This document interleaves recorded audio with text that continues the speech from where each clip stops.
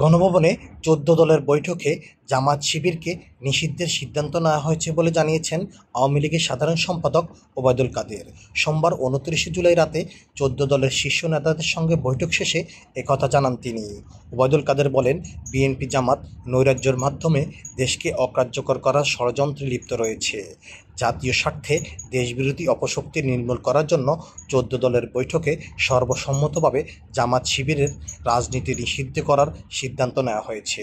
সিদ্ধান্ত কার্যকর করতে স্বরাষ্ট্র ও আইন মন্ত্রণালয়কে প্রধানমন্ত্রী নির্দেশ দিয়েছেন বলে জানিয়েছেন ওবায়দুল কাদের। ১৯ জুলাই রাতে প্রধানমন্ত্রী শেখ হাসিনার সঙ্গে ১৪ দলের সর্বশেষ বৈঠকে কোটা সংস্কার আন্দোলনে সৃষ্ট পরিস্থিতিতে দেশে কারফিউ জারি এবং সেনাবাহিনী মোতায়েনের সিদ্ধান্ত নেওয়া হয়। ১০ দিনের মাথায় আজ আবার জোটের জরুরি বৈঠক ডাকা হয়। সেখানেই জামাত ইসলামীকে নিষিদ্ধের সিদ্ধান্ত হয়। অবশ্য যুদ্ধাপরাধ ট্রাইব্যুনালের রায়ের পরিপ্রেক্ষিতে আগেই জামায়াতে ইসলামীর নিবন্ধন বাতিল করেছিল নির্বাচন কমিশন। সময়ের খবর, ঢাকা।